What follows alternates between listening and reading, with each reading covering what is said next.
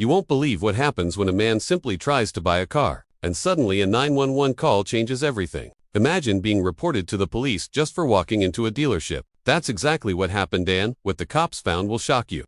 It all started on a quiet afternoon in a suburban part of town, where a Lexus dealership sat neatly on a busy road. The sun reflected off the polished cars in the showroom, each one sparkling like it had been plucked straight from a magazine. Marcus, a composed and thoughtful man, walked in with a clear purpose. He had spent weeks researching, comparing prices, and deciding on the model that suited him perfectly. Today was the day he would drive away with the car he had earned through hard work. But what should have been a simple, routine transaction quickly took a sharp turn into the extraordinary. A woman, later identified online as a Karen, noticed Marcus as soon as he entered the showroom. Her eyes lingered on him in a way that suggested unease. Within moments, she decided to make a 911 call, citing suspicious behavior. The irony, Marcus was doing nothing out of the ordinary. He was calm, courteous, and professional, exactly the type of customer a dealership welcomes every day.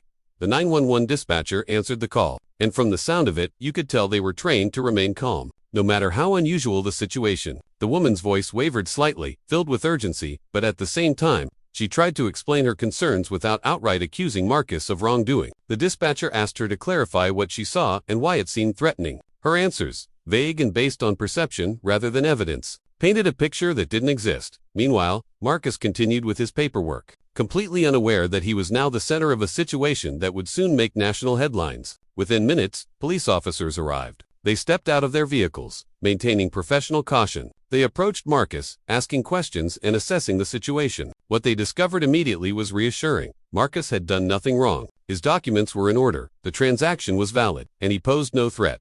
Despite the police quickly resolving the matter on site, the incident did not end there. Witnesses at the dealership began filming and posting on social media. Videos, screenshots, and accounts of the situation spread rapidly. The incident went viral, dividing public opinion almost instantly. Some people condemned a woman for her actions, calling it a clear case of racial profiling. Others argued that calling authorities when you feel unsafe is reasonable. This digital storm made the event far bigger than the dealership itself.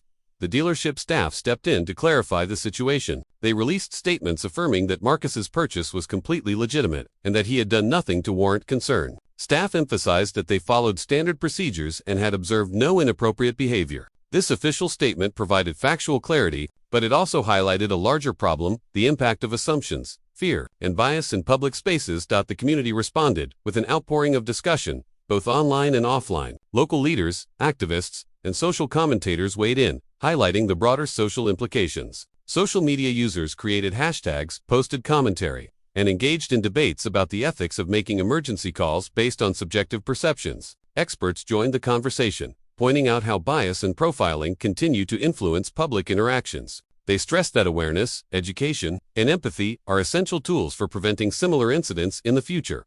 Eventually, the woman who made the call spoke publicly. She stated that her actions were motivated by concern for safety, insisting she did not intend to harm anyone. While this explanation offered insight into her perspective, critics argued that intent does not erase the consequences of her actions, which disproportionately affected a black man who was simply going about his day. The story now took on a more nuanced dimension, highlighting the tension between intent and impact, a conversation that continues to resonate across communities. Police officers involved also shared their perspective. They explained that their training allows them to handle situations like this calmly, to assess facts over assumptions, and to de-escalate tension. They affirmed that Marcus was found to be innocent almost immediately and that their response had been professional and measured. Their statement reassured the public that law enforcement can act responsibly, even when citizens make calls based on flawed perceptions.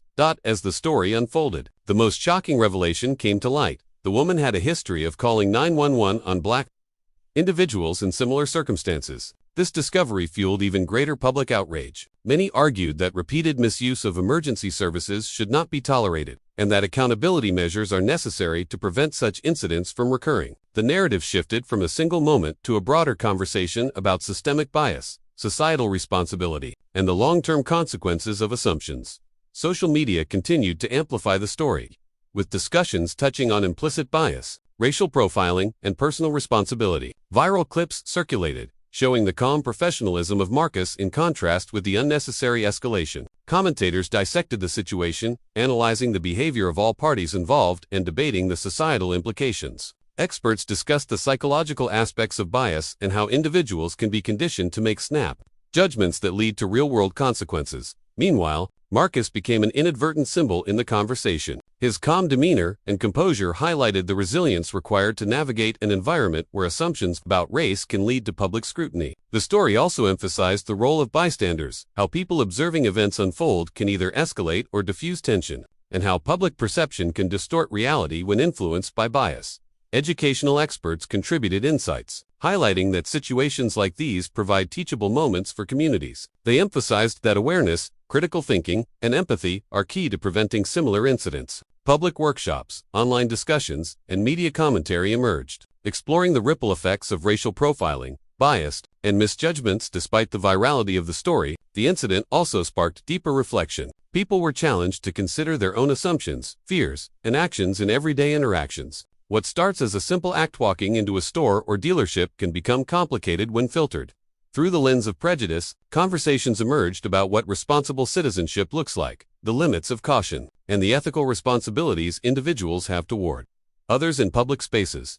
The final piece of the story was a societal reckoning. The revelation of the woman's repeated false reports highlighted the need for systems that hold individuals accountable for misusing emergency services. The case sparked debates about legal measures, public education campaigns, and ways to protect communities from bias-driven actions. Meanwhile, Marcus's experience served as a reminder that fairness and truth often require courage, patience, and resilience. The story concludes with a clear message. Assumptions can be dangerous, but awareness and empathy can change outcomes. A simple visit to a car dealership turned into a viral phenomenon, sparking national conversations about race, bias, and social responsibility. It reminds us that our actions, even in seemingly small moments, carry weight far beyond what we might anticipate. If you take one thing away from this story, it's this: pause, reflect, and choose actions based on facts, not assumptions. Treat others with fairness, empathy, and respect, because the consequences of failing to do so can ripple outward in ways that are difficult to predict. If this story impacted you, make sure to like the video, subscribe for more in-depth explorations of viral events,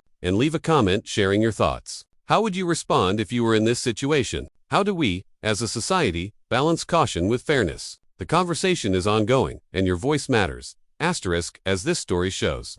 What seems like a small, everyday moment can quickly spiral into something much bigger. A simple car purchase became a nationwide conversation about bias, assumptions, and the consequences of our actions. Marcus walked into that dealership just to buy a car, and yet his experience exposed deep societal issues that we all need to reflect on. That's a reminder that we have a choice every day to act out of fear or assumption, or to pause, observe, and respond with fairness and empathy. Small decisions can have ripple effects far beyond what we imagine. If this story gave you pause, make sure to hit that like button and subscribe for more videos that dive deep into viral events, social dynamics, and stories that reveal the truth behind the headlines. Share your thoughts in the comments. How would you have reacted if you were in Marcus's shoes? Let's keep this conversation going, because awareness and understanding are the first steps toward real change. Thank you for watching, and remember, perception isn't always reality, but empathy and thoughtfulness always matter.